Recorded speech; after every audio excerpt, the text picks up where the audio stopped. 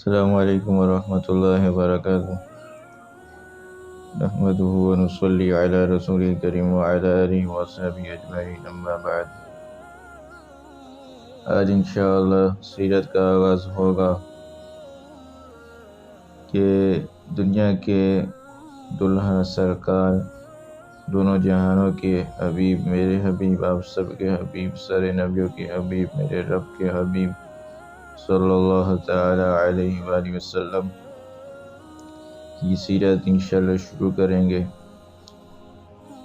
کہ یہ وہ ہستی ہے کہ جس کے لیے اللہ تعالیٰ نے اس کائنات کو بنایا، جنت کو بنایا، اور یہ سارا نظام جس کی خاطر بنایا وہ میرے حبیب صلی اللہ تعالی علیہ وسلم۔ آغاز ہم آپ صلی اللہ تعالی علیہ وسلم کی جو سلسلہ نسب ہے اس سے شروع کریں گے کہ آپ صلی اللہ تعالی علیہ وسلم کا جو نسب ہے وہ بھی پاک ہے اور اللہ تعالیٰ نے محفوظ کیا۔ ویسے تو عدنان تک بغیر اختلاف کے ہے، لیکن عدنان کے آگے جو ہے اس میں اختلاف ہے، چونکہ اس لیے اس کو ہم ذکر نہیں کریں گے۔ باقی جو عدنان تک ہے انشاءاللہ اس کے بعد تک ہم انشاءاللہ ذکر کریں گے ان کے احوال تھوڑے بہت۔ جو نسب ہے وہ کچھ یوں ہے کہ محمد صلی اللہ تعالی علیہ وسلم بن عبداللہ بن عبد المطلب بن ہاشم بن عبد مناف بن قصی بن کلاب بن مرہ بن کعب بن لوی بن غالب بن فہر بن مالک بن نذر بن کنانہ بن خزیمہ بن مدرکہ بن الیاس بن مضر بن نزار بن معد بن عدنان، یہاں تک بغیر اختلاف کے محفوظ ہے۔ یہ جو نسب ہے والد کی طرف سے اور جو والدہ کی طرف سے وہ کچھ یوں ہے: محمد ابن آمنہ بنت وہب بن عبد مناف بن زہرہ بن کلاب بن مرہ بن کلاب، یہ والدہ کی طرف سے۔ اور جو کلاب ہے، کلاب پر حضرت محمد مصطفیٰ صلی اللہ تعالی علیہ وسلم کا والدہ اور والد دونوں جانب سے جو نسب ہے وہ مل جاتا ہے وہاں اس پشت پر۔ ابھی ہم تھوڑا بہت ان کا تعارف کریں گے جو ہم نے نسب میں نام لیے۔ سب سے پہلے عدنان کی طرف آتے ہیں۔ عدنان یہ قیدار بن اسماعیل علیہ السلام کی اولاد میں سے تھے۔ اسماعیل، قیدار بن اسماعیل بن ابراہیم بن آزر، ان کی اولاد میں سے عدنان تھے۔ ابو جعفر بن حبیب رحمۃ اللہ علیہ اپنی تاریخ میں روایت کرتے ہیں کہ ابن عباس رضی اللہ تعالی عنہ یہ فرمایا کرتے تھے کہ عدنان اور معد اور ربیع اور خزیمہ اور اسد یہ سب ملت ابراہیم پر تھے، اور ان کا جو ذکر ہے وہ تم خیر اور بلائی کے ساتھ کیا کرو۔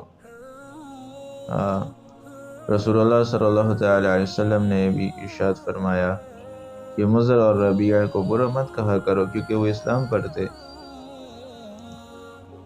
اور معد یہ عدد سے مشتق ہے۔ بعض لوگ کہتے ہیں کہ معد بمعنی یعنی افساد سے مشتق ہے، بعض یعنی بڑے بہادر جنگو اس کو کہا جاتا ہے کہ جو بڑا بہادر ہوتا ہے، اس لیے ان کو معد کہا جاتا تھا۔ اور ساری بنی عمر جو ہے انہوں نے بنی اسرائیل سے جنگ کی، ان کا مقابلہ کیا، لڑائی میں انہوں نے اپنی زندگی گزار دی۔ جماعت تھے یعنی جنگجو تھے یہ۔ اور امام طبری فرماتے ہیں کہ معد بن عدنان یہ بخت نصر کے جو زمانہ تھا اس میں 12 سال کے تھے، اور اس زمانے کے پیغمبر ارمیہ بن خلیفہ علیہ السلام، حلفیہ علیہ السلام پر اللہ تعالیٰ کی طرف سے وحی نازل ہوئی تھی کہ بخت نصر کو یہ اطلاع کر دو کہ ہم نے اس کو عرب پر مسلط کیا، اور آپ معد بن عدنان کو اپنے براق پر سوار فرما لے تاکہ معد کو کوئی صدمہ نہ پہنچے، کیونکہ اللہ تعالیٰ نے ان کی حفاظت کرنی تھی اور ان سے نسب چلانا تھا۔ آخر میں جو کائنات کے دلہا وہ ان کی نسل سے آنے والے تھے۔ اس لیے حضرت ارمیہ معاذ بن عدنان کو اپنے ہمراہ براق پر سوار کر کے ملک شام لے گئے۔ وہاں پہنچ کر معاذ نے بنی اسرائیل میں رہ کر نشو و نما پایا، اور اسی وجہ سے علماء اہل کتاب کے نزدیک معاذ بن عدنان کا اسم معروف ہے۔ جو نزار تھا، نزار یہ نظر سے مشتق ہے جس کا معنی قلیل کے۔ ابو فرج فرماتے ہیں کہ نزار چونکہ اپنے زمانے کے یکتا تھے، یعنی ان کی مثال کم تھی، کوئی ان کے مقابلے میں اس طرح نہیں ملتا تھا، یعنی جس کو آپ یونیک پرسن کہہ سکتے ہیں، اس لیے نزار کا نام اس کو رکھا گیا ان کا۔ اور علامہ سہیلی فرماتے ہیں کہ جب نزار پیدا ہوئے تھے تو ان کے پیشانی پر نور محمدی صلی اللہ تعالی علیہ وسلم چمک رہی تھی۔ یہ دیکھ کر ان کا جو باپ تھا بے حد مسرور ہوا، اور اس کی وجہ سے انہوں نے دعوت دی، اور انہوں نے یہ بھی کہا کہ هذا كله نظر لحق هذه المعروض فسمى نزار لذلك، کیونکہ اس کے باپ نے کہا کہ یہ سب کچھ اس معروض کے حق کے مقابلے میں بہت قلیل ہے، کہ اس لیے نزار نام رکھا گیا۔ اللہ اکبر۔ انه خرج اجمل اہل زمانه واکبرهم عقلا، نزار اپنے زمانے کے سب سے زیادہ حسین و جمیل آدمی تھے، اور سب سے زیادہ عاقل تھے، دانش مند تھے۔ بعض کہتے ہیں کہ نزار جو تھے وہ دبلے پتلے بھی تھے، چونکہ ان کا جو بدن تھا وہ لاغر تھا، اس لیے اس وجہ سے بھی ان کو نزار کہا جاتا تھا، کیونکہ نزار کا ایک معنی نحیف اور دبلا پن اس کو بھی کہا جاتا ہے، اس وجہ سے ان کو اس وجہ سے بھی نزار کہا جاتا تھا۔ مضر جو تھا اس کا اصل نام عمرو تھا۔ ابو الیاس اس کی کنیت تھی اور مضر ان کا لقب تھا۔ مضر ماضر سے مشتق ہے جس کے معنی ہوتا ہے ترش کے۔ ترش اور وہ دہی آپ کو بہت مرغوب تھی، یعنی جو ترشی ہوتا ہے نا اور دہی وغیرہ یہ آپ کو مرغوب تھی، آپ اس کو پسند کرتے تھے، تو لوگوں نے اس کو دیکھ کے آپ کو مضر کہنا شروع کر دیا، آپ کو مطلب اس نام سے مشہور ہو گئے۔ اور ابن حبیب نے اپنی تاریخ میں ابن عباس رضی اللہ تعالی عنہ سے روایت کیا ہے کہ عدنان اور ان کے باپ، ان کے بیٹے سعد اور ربیہ اور مضر اور قیس اور تیم اور اسد اور ضیہ، یہ سب جو تھے یہ ملت یعنی جو ابراہیمی ہے اس پر مسلمان کی حالات میں مر گئے تھے۔ الیاس، یہ حضرت الیاس علیہ السلام کے ہم نام ہے۔ بیت اللہ کی طرف ہدی بھیجنے کی سنت سب سے پہلے الیاس بن مضر نے ہی جاری کی تھی۔ جو ہم بیچتے ہیں نا حج کے دنوں میں جو ہدی بیچتے، یہ ان کی سنت انہوں نے جاری کی تھی۔ اور الیاس بن مضر اپنی صلب یعنی جو پشت ہے ان کی، اس سے نبی کریم صلی اللہ علیہ وسلم کا تلبیہ حج سنا کرتے تھے، یعنی ان کی اور نبی کریم صلی اللہ تعالی علیہ وآلہ وسلم نے یہ بھی ارشاد فرمایا کہ الیاس کو برا مت کر کیونکہ وہ مومن تھا، یعنی اس کے بارے میں نبی کا یہ ارشاد تھا۔ اور یہ جو حدیث ابھی میں نے کے سامنے پیش کی، اس کے بارے میں علامہ زرقانی رحمہ اللہ فرماتے ہیں کہ مجھے اس حدیث کا حال معلوم نہیں کہ یہ حدیث کس کی پایا کی ہے، یعنی اس کی سند کس درجے کی ہے۔ مدری کا یہ جمہور علماء کا قول ہے کہ مدری کا نام عمر تھا، اور ان کو محمد بن اسحاق بھی کہتے تھے، اور ان کا نام عامر تھا۔ مدری کا ان کا لقب تھا جو کہ ادراک سے مشتق ہے، چونکہ انہوں نے ہر قسم کی عزت اور رفعت کو پا لیا تھا، اس وجہ سے ان کو مدرکہ کا لقب دیا گیا تھا۔ خزیمہ کے بارے میں ابن عباس رضی اللہ تعالیٰ عنہ نے صرف اتنا ذکر کیا کہ یہ جو ہے ملت ابراہیم پر مرے تھے۔ کنانہ عرب میں بڑے جلیل القدر سمجھے جاتے تھے، ان کے علم و فضل کی وجہ سے تو دور دراز کے لوگ مستقل ان کی زیارت کے لیے سفر کیا کرتے تھے، ان کو دیکھنے کے لیے آتے تھے۔ نظارت ان سے مشتق ہے جس کے معنی رونق اور تر و تازگی کے۔ حسن و جمال کی وجہ سے ان کو نظر کہتے تھے، اور اصل نام جو ان کا تھا وہ قیس تھا۔ مالک جو دوسرا وہ ہے، ان کا نام مالک تھا، ابو الحارث کنیہ تھی، عرب کے بڑے سرداروں میں تھے، اور فہر یہ نام تھا، یعنی یہ دوسرا وہ فہر بن مالک، اب فہر کی بات ہو رہی ہے۔ فہر ان کا نام تھا، قریش لقب ہے، بعض کہتے ہیں کہ قریش نام ہے اور فہر لقب ہے، اس میں روایات مختلف ہے، اور انہی کی اولاد کو قریشی کہا جاتا ہے۔ جو شخص فہر کی اولاد سے نہ ہو اس کو کنانی کہتے ہیں، اور بعض علماء کہتے ہیں کہ قریش نضر بن کنانہ کی اولاد کا نام ہے۔ اللہ اکبر۔ حافظ علائی فرماتے ہیں کہ صحیح قول اور محقق قول یہی ہے کہ قریش نضر بن کنانہ کی اولاد کو کہتے ہیں، اور بعض احادیث مرفوعہ بھی اسی کی تائید کرتی ہے۔ امام شافعی رحمہ اللہ سے بھی یہی منقول ہے کہ قریش نضر بن کنانہ کی اولاد میں سے تھے۔ بعض حفاظ حدیث فرماتے ہیں کہ فہر کے باپ مالک نے سوائے فہر کے کوئی اولاد نہیں چھوڑی، اس لیے جو شخص فہر کی اولاد سے ہے وہ نضر کی اولاد سے بھی ہے، لہذا قریش کی تعین میں جو اقوال مختلف ہے وہ سب یعنی اس پر متفق ہے۔ اب چونکہ قریش کا تھوڑا تذکرہ ہو چکا کہ ان کی اولاد کو قریش یعنی کہتے ہیں، ان کی اولاد قریش تھی، تو قریش کا تھوڑا ہم بتا دیں گے قریش کے بارے میں کہ قریش جو ہے وہ ایک ویسے تو بحری جانور کا نام ہے جو یعنی سمندر میں رہتا ہے، اور اس کو اپنی قوت اور طاقت کی وجہ سے تمام جتنے جانور ہوتے ہیں ان پر غلبہ حاصل ہوتا ہے۔ وہ جس جانور کو چاہتا ہے کھا لیتا ہے، مگر اس کو کوئی نہیں کھا سکتا، اس وجہ سے اس کو قریش کا کہتے ہیں، اپنی شجاعت و بہادری کی وجہ سے کسی سے مغلوب نہیں ہوتے۔ اور جو قریش کا لوگ جو ہے یعنی جو قریشی ہے ان کو اسی وجہ سے قریش کہا جاتا ہے کہ وہ بھی یعنی ہمیشہ غالب ہوتے اور کسی پر مغلوب نہیں ہوتے، اسی وجہ سے ان کو قریشی کہا جاتا ہے۔ ابن نجار نے اپنی تاریخ میں بھی نقل کیا ہے کہ ایک مرتبہ ابن عباس رضی اللہ تعالی عنہ حضرت معاویہ رضی اللہ تعالی عنہ کے پاس تشریف لے گئے۔ عمر بن عاص رضی اللہ تعالی عنہ بھی موجود تھے وہاں۔ عمر بن عاص رضی اللہ تعالی عنہ نے ابن عباس رضی اللہ تعالی عنہ سے مخاطب ہو کر کہا کہ قریش کا گمان یہ ہے کہ قریش میں تم سب سے زیادہ بڑے عالم ہو، بھلا قریش کی وجہ تسمیہ تو بیان کر دو کہ قریش کو قریش کیوں کہتے ہیں۔ تو ابن عباس رضی اللہ تعالی عنہ نے قریش کی وجہ تسمیہ فرمائی، جو ابھی میں نے اوپر ذکر کیے انہی کی تھی۔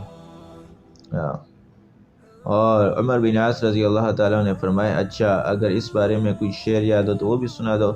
تو ابن عباس رضی اللہ تعالیٰ عنہ نے ایک شعر سنایا، وہ یہ تھا کہ وَقُرَيْشٌ هِيَ الَّتِي تَسْكُنُ الْبَحْرُ بِهَا سُمِّيَتْ قُرَيْشٌ قُرَيْشًا تَأْكُلُ الْكَثَّ وَالسَّمِينَ وَلَا تَتْرُكُ لِذِي الْجَنَاحَيْنِ رِيشًا هكذا في البلاد حي قريش يأكلون البلاد أكل كميشا ولهم آخر الزمان نبي يكثر القتل فيهم والخموسا، کہ قریش ایک جانور ہے جو دریا میں رہتا ہے، اس کے نام پر قبیلہ قریش کا نام قریش رکھ دیا گیا۔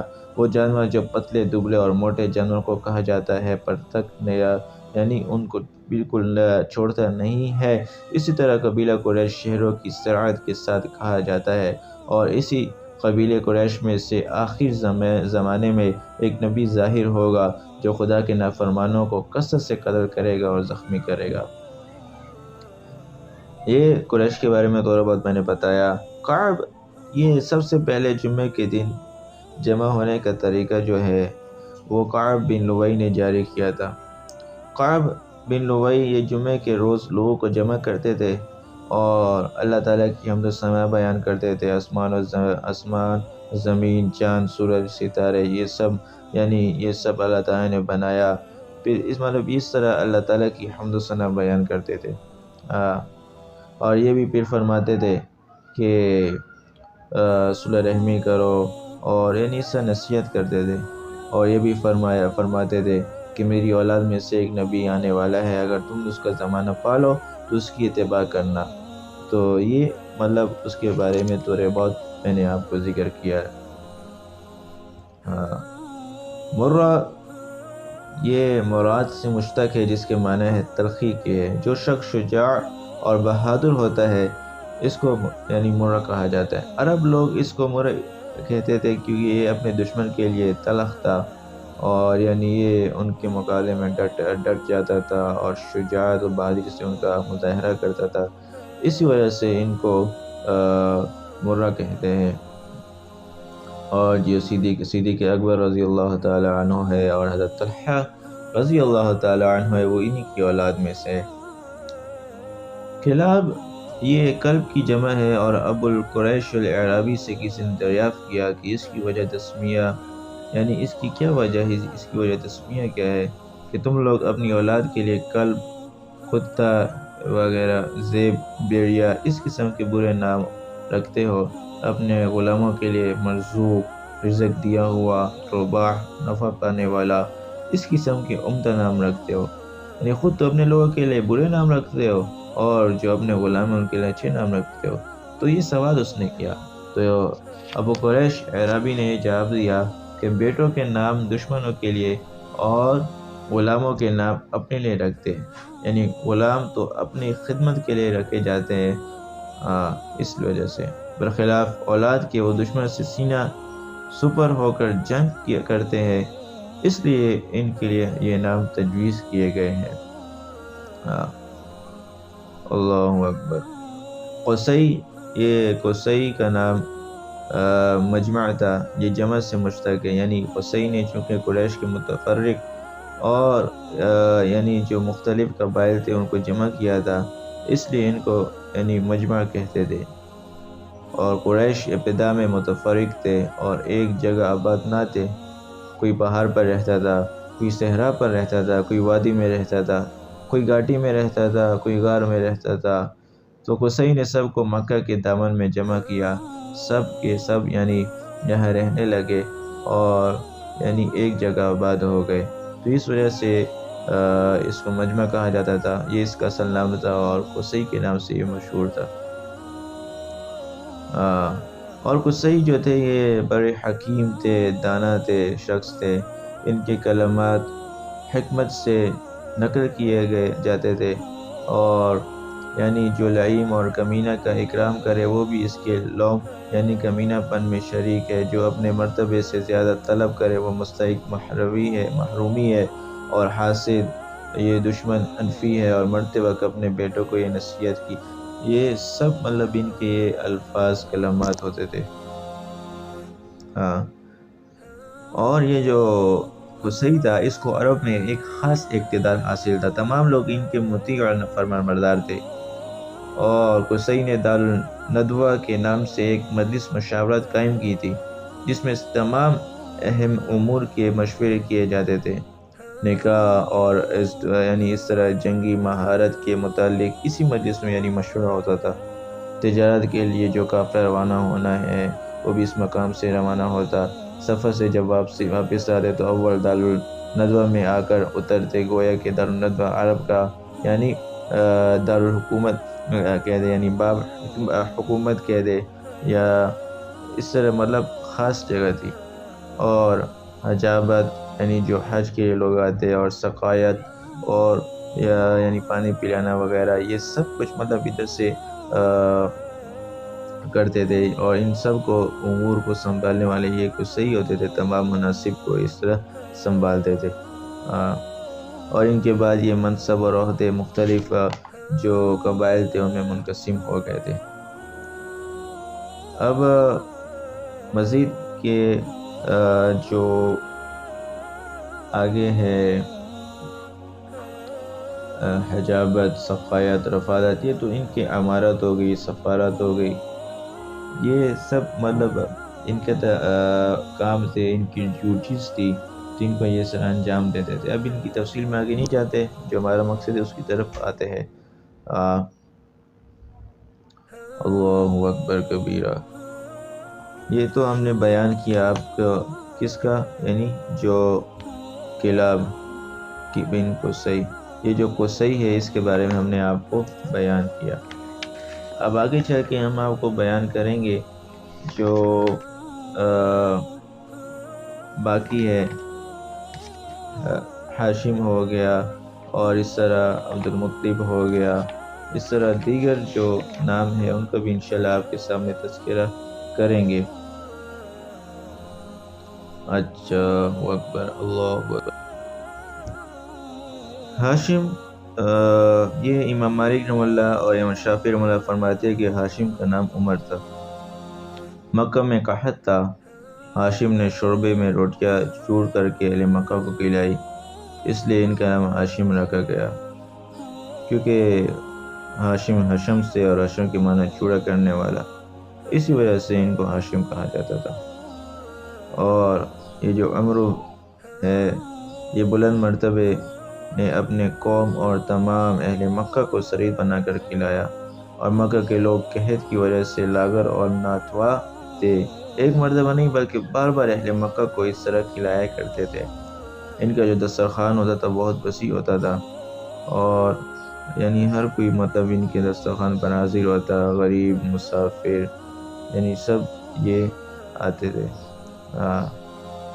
اور جو مسافر ہوتے تھے، غریب لوگ مسافر جو تھے، ان کو اونٹ بھی یہ مہیا کرتے تھے، نہایت حسین و جمیل تھے، اور نور نبوت جو ہوتی تھی وہ آپ کی پیشانی پر چمکتا کرتی تھی، یعنی چمکتی تھی، اور علماء بنی اسرائیل جب آپ کو دیکھتے تھے تو سجدہ کرتے اور آپ کے ہاتھوں کو بوسہ دیتے، یعنی آپ کا ایک وہ نور نبوت جب دیکھتے تھے اور آپ کی کیفیت جو دیکھتے تھے۔ قبائل عرب اور علماء بنی اسرائیل نکاح کے لیے اپنی لڑکیاں ہاشم پر پیش کرتے تھے۔ حتیٰ ایک مرتبہ ہرقل شاہ روم نے ہاشم کو خط لکھا کہ مجھ کو آپ کے جود و کرم کی اطلاع پہنچی ہے، میں اپنی شہزادی کو حسین و جمال میں جو یعنی یگانہ ہے، اکیلی ہے، یعنی جو بہت حسین ہے، آپ کی زوجیت میں دینا چاہتا ہوں، آپ یہاں آ جائیں تاکہ آپ کا نکاح اس شہزادی سے کر دوں۔ ہاشم نے شہزادی کے جو نکاح ہے اس کا انکار کر دیا، اور شاہ روم کا مقصد جو اصلی تھا وہ یہ تھا کہ وہ نور نبوت ہاشم سے پیشانی پر جو چمکتا تھا اس کو اپنے گھرانے میں منتقل کرنا چاہتا تھا۔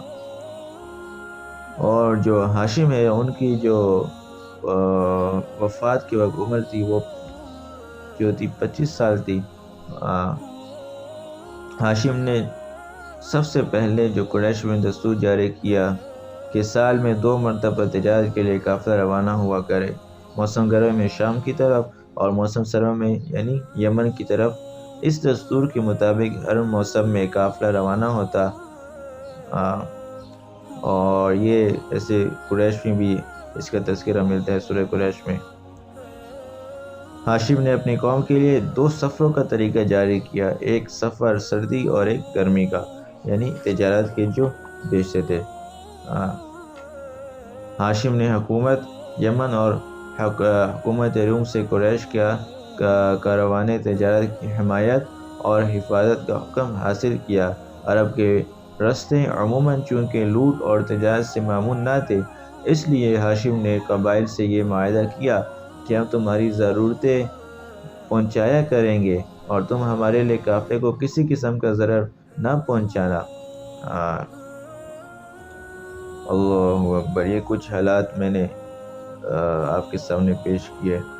اور دوسری بات یہ کہ جب ایام حج آتے تو ہاشم تمام حجاج کو گوشت اور روٹی اور ستو اور کھجور یہ چیزیں کھلاتے اور زمزم کا پانی پلاتے۔ مینا اور مزدلفہ اور عرفات میں بھی اس طرح کے کھانے پینے کا انتظام فرماتے۔ امیہ بن عبد الشمس کو ہاشم کا یہ جو سخاوت کرنا تمام عرب میں ان کا یہ اقتدار بہت شاق اور گرا تھا۔ امیہ نے بھی اس کی کوشش کی کہ ہاشم کی طرح لوگوں کو کھلائے، مگر امیہ باوجود یعنی دولت کے ہاشم کا مقابلہ نہ کر سکے۔ بنی ہاشم سے بنی امیہ کی عداوت کا سلسلہ اول یہیں سے شروع ہوا تھا۔ ایک بار ہاشم قافلہ تجارت کے ساتھ سفر کے لیے روانہ ہوئے، راستے میں مدینہ منورہ ٹھہرے۔ وہاں بازار میں ایک عورت پر نظر پڑی، حسین و جمیل ہونے کے علاوہ شرافت اور یعنی نجامت، فہم، فراست اس کے چہرے سے نمایاں تھی، ظاہر ہو رہی تھی۔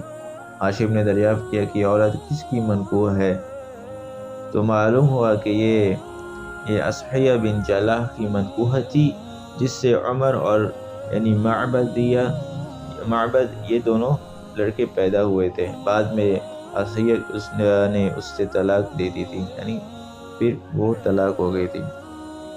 ہاشم نے اس کو نکاح کا پیغام دیا، تو ہاشم کی جو نسبی شرافت اور ذاتی مقام کی وجہ سے اس نے قبول کر لیا، نکاح ہو گیا، اور عورت کا نام سلمہ بنت عمر تھا جو قبیلہ بنی نجار سے تھی۔